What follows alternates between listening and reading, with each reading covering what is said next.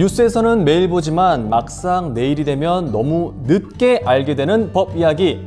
이슈와 함께 다뤄보는 이슈의 법칙. 진행을 맡은 천민욱입니다. 공원이나 아파트 단지를 걷다 보면 산책 나온 반려견들 정말 많이 보게 되잖아요. 대부분은 패티켓을 아주 잘 지키고 귀엽게 잘 돌아다니지만 여전히 우리에게는 안 물어요 라면서 이 목줄이나 통제 장치 없이 반려견을 풀어두는 경우도 종종 있다고 합니다. 이 소방청 통계에 따르면 우리나라에서 매년 2,000건 이상의 개 물림 사고가 발생하고 있다고 하는데요. 하루 평균 6명 이상이 개에 물려 병원으로 이송되는 실정입니다. 최근 대법원에서는 목줄 없이 대형견들을 방치해 연달아 사람을 물게 한 보호자에게 매우 이례적인 중형을 확정해서 큰 화제가 되었다고 합니다. 자, 오늘은 이 사건의 실태와 보호자의 법적 책임, 그리고 견종의 본능이라는 흥미로운 관점에서 이 문제를 깊이 있게 이야기해보고자 합니다. 김하나 변호사님 모셨습니다. 어서 오십시오. 안녕하세요. 본인 소개 간단하게 부탁드리겠습니다. 영국 에든버러 수의대 동물행동학 분과와 네트워크를 하고 있는 법과 반려동물 연구소의 소장이고 한국삽살개 재단의 이사이며 한국애견협회 대협력 이사로 일하고 있는 김하나 변호사입니다. 반려동물과 사람이 안전하게 공존하는 사회를 꿈꾸며 활동하고 있습니다. 이 개와 관련된 일들을 하게 된 이유가 있으실까요? 일단 제가 어렸을 때 초등학교 정도? 그때 저의 첫 번째 강아지인 까만색 말티즈 루카가 제 눈앞에서 목줄이 풀려서 탈출한 도사한테 물렸다. 그때 이후로 트라우마가 있었고 그 이후에 이제 남동생이 남겨간 고양이들을 이제 키우면서 많은 걸 직접 알게 됐죠.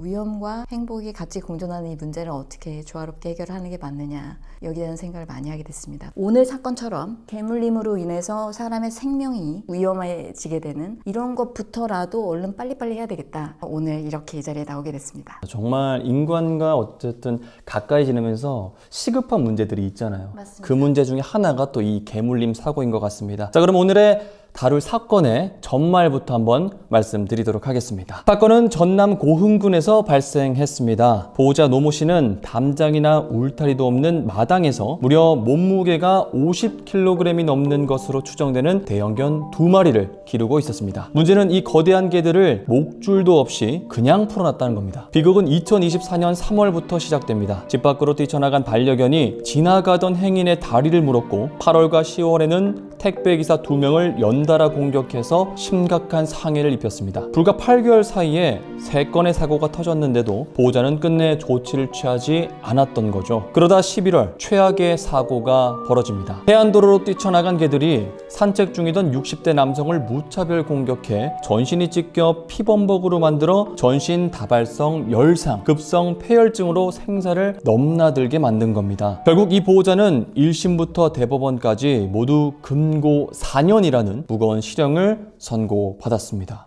정말 끔찍한 사건이었네요. 그렇습니다. 정말 참혹한 일이 발생했습니다. 아주 유명한 사건이죠. 그리고 이거는 맹견 없는 맹견 사건입니다. 모든 뉴스에서 다 맹견이라고 거의 소위 이제 시체말로 도배되다시피 한 사건입니다.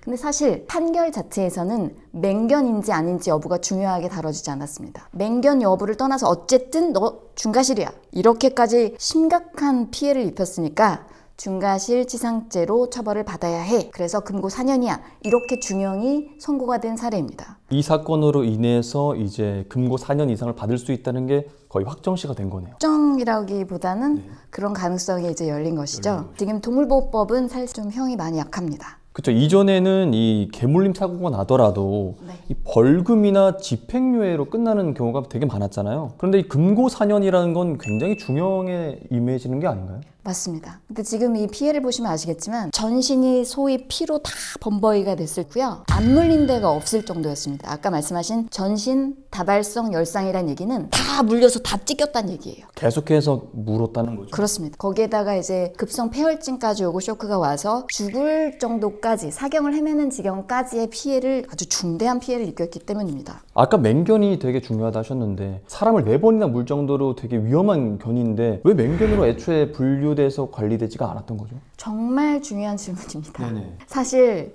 저희 법조인들도 그렇고 반려인들도 그렇고 피반려인들도 그렇고 지금 너무 무서워요. 강아지 물림 당할까봐 너무너무 무섭잖아요. 근데 거기에 대해서 우리 법이 일단 위험성이 큰 강아지라도 맹견으로 지정해서 맹견은 조금 더 가중된 고도화된 주의 의무를 견주에게 부과하자. 이런 좋은 취지로 제도를 일단 입안한 건 맞습니다. 그렇지만 사실상 이게 유명무실하고 제대로 되어 있지 않습니다. 이 사건 역시도 지금 지적하신 바와 같이 법정 맹견인 그 5종과 그 교배종 여기에 해당하느냐 안 하느냐 여부도 재판부도 판단을 못했습니다. 그리고 그게 지금 중요한 게 아니라고 재판부에서 얘기를 했죠. 왜냐하면 어찌되었든 견주로서는 견을 잘 관리를 해서 이런 인명피해를 발생하지 않도록 할 주의 의무가 있다. 근데 이 주의 의무를 위반했고 그것도 심하게 위반했다. 그래서 중과실이고 중과실 치상이니까 지금 중과실 치상죄 정한형으로 처벌하겠다라고 가게 됐던 것입니다. 동물 등록증에는 뭐라고 돼 있었을 것 같으세요? 맹견이 아닌 일반 견이라고 되어 있을 것 같은데요. 믹스견으로 돼 있었어요. 믹스견이요. 내 개는 맹견 아니에요. 우리나라에서 맹견은 도사, 로트와일러, 핏불 테리어 이런 5가지밖에 아니잖아요. 우리 개는 맹견 거기에 속하지 않아요.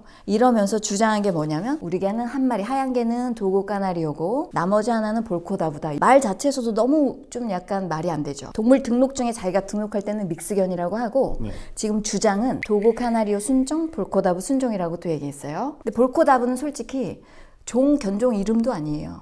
볼코다부가 무슨 뜻인지 아시나요? 볼코다부 그냥 외국 개 이름 같긴 한데. 외국 개 이름 같잖아요. 근데 그게 러시아어, 볼크가 늑대입니다. 늑대. 그래서 늑대를 짓눌러서 죽여버리는 늑대잡이 개를, 늑대도 엄청나게 크죠? 그렇죠. 근데 그 늑대를 짓눌러서 죽일 정도의 개라면, 늑대잡이 개라면 얼마나 크고 힘이 어마어마하겠어요? 그 정도로 아주 강력한 치명상을 입힐 수 있는 힘을 가진 강한 견종입니다. 자기 강아지는 그거라고 주장을 하면서도 맹견은 아니다 이렇게 주장을 한 거예요. 맹견의 그 기준이 뭐여야 될 것 같아요? 공격성과 위험성 이런 거여야 될 것 같지 않습니까? 근데도 이 사람이 이렇게 주장을 했어요. 그랬을 때 어쨌든 간에 지금 증인이나 뭐 이런 어떤 뭐 감정인이나 이런 분들이 와서 그 강아지를 보고 이 강아지의 견종은 뭐다라고 얘기를 일단 했어요. 근데 뭐라고 얘기했을까요? 그 두 분의 증인도 말이 다 일치가 안 됩니다.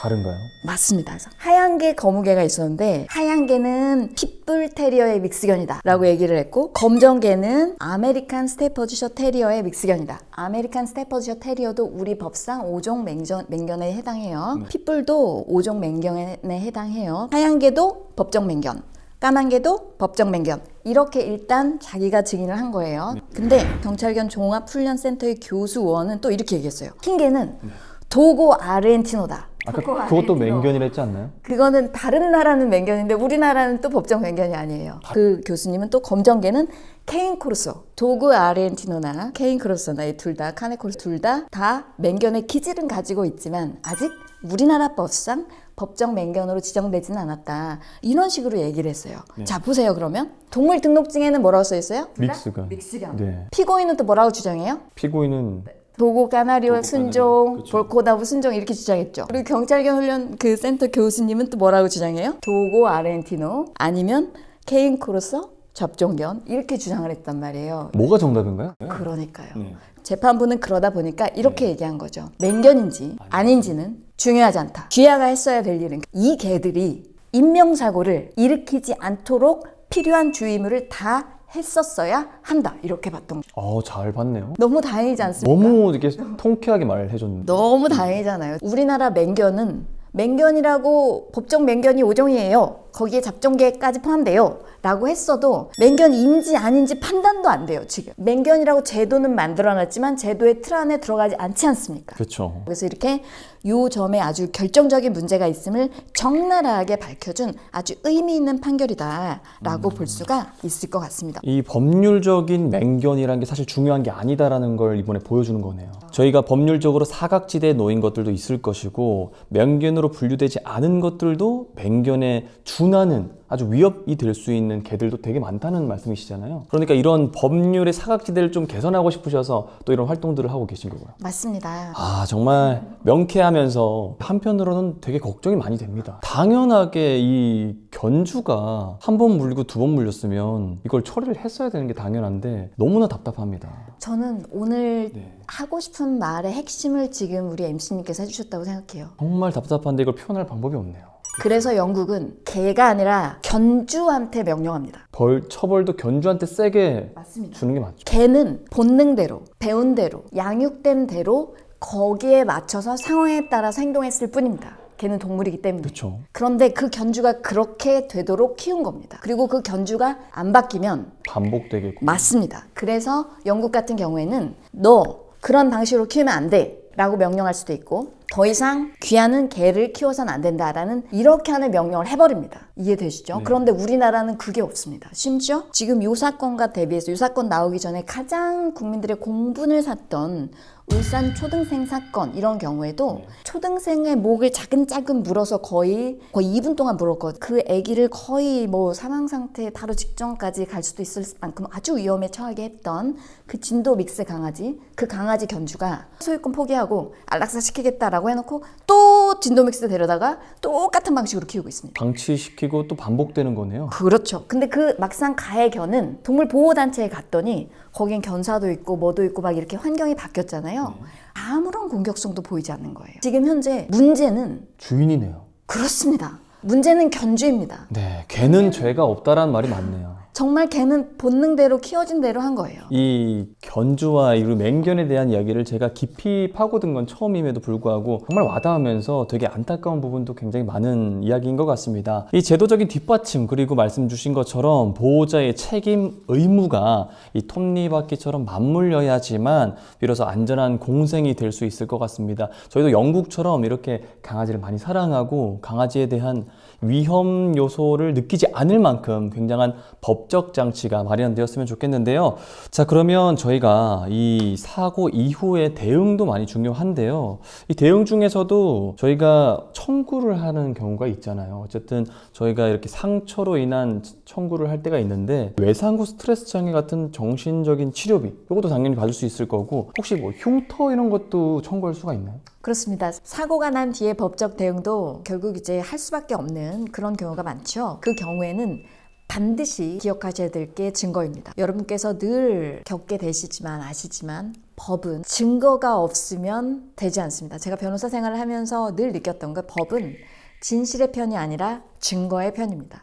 그렇기 때문에 아무리 당시에 정신이 없다고 하시더라도 견주가 누구냐 이거를 파악할 수 있도록 하셔야 되고 그 바로 CCTV라든지 이런 아주 중요한 결정적인 물적 증거가 되는 것들을 반드시 확보를 해 놓으셔야 됩니다. 뿐만 아니라 반드시 112나 이런 곳에 신고를 하셔가지고 객관적인 증거 자료가 남을 수 있도록 해 두셔야 하고요. 병원에 가셔서도 진단서를 하는 것들을 당연히 준비를 다 해 놓으셔야 됩니다. 한편 개 물림 사고의 경우에 이 견주가 나중에 발뺌하는 경우도 상당히 많이 있기 때문에 좀 물림 상처가 약하다라고 하더라도 꼭 병원에 가실 것을 권해드립니다. 모든 치료가 끝난 이후에 그 전체 손해 규모를 파악한 후에 합의를 하시는 게 필요하다라고 말씀을 드리겠습니다. 증거와 연락처를 확보하고 차근차근 합의해 나가면 되겠군요. 그렇습니다. 자, 그러면 오늘 시청자분들이 당장 이 실생활에서 쓸 수 있는 이야기로 넘어가 볼 겁니다. 혹시라도 큰 강아지를 만났다 이런 경우에 어쩔 수 없는 불가피한 상황에서만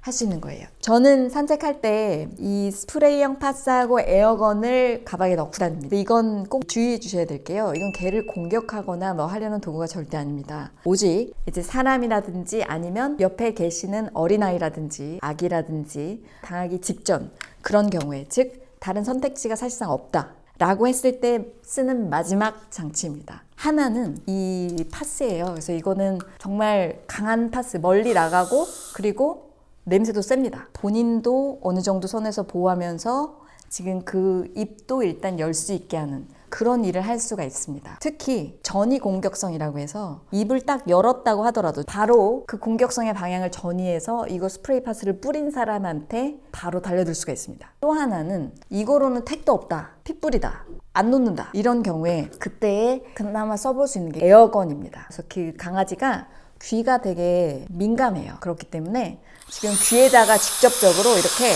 에어건을 이 귀에다가 열고 쏴주면 너무 깜짝 놀라서 그 순간 입에 물었던 거를 딱 입을 열어버립니다. 네, 변호사님께서 거듭 강조해 주셔서 아마 우리 시청자분들도 다 잘 숙지하셨을 거라고 믿습니다. 자, 오늘은 개물림 사고 금고 4년 판결을 통해서 견종의 본능과 올바른 보호자의 역할에 대해서 깊이 있게 이야기 나눠봤습니다. 변호사님, 마지막으로 우리 견주분들께서도 많이 시청하고 계실 것 같은데 견주분들과 시청자분들에게 한 말씀 부탁드릴게요. 세상에 나쁜 개는 없다. 이게 프로그램 제목이기도 하죠. 근데 제 생각에는 나쁜 개는 없지만 위험한 개는 있고 위험한 견주는 있습니다. 그리고 이제 나쁜 견주도 있는 것 같습니다. 그렇기 때문에 그 위험성을 알고 그 위험성을 관리할 수 있어야 함께 안전하게 공존할 수가 있습니다. 이 세상에 나쁜 견은 없다. 저도 이 울림이 생기는 말씀인 것 같은데요. 그만큼 이 견주의 역할이 굉장히 중요하게 여겨질 것 같습니다. 자, 이슈의 법칙, 다음 시간에도 우리한테 꼭 필요한 정보들로 인사드리겠습니다. 좋아요와 구독, 알림 설정 부탁드리고요. 저희는 다음에 또 인사드리겠습니다. 고맙습니다.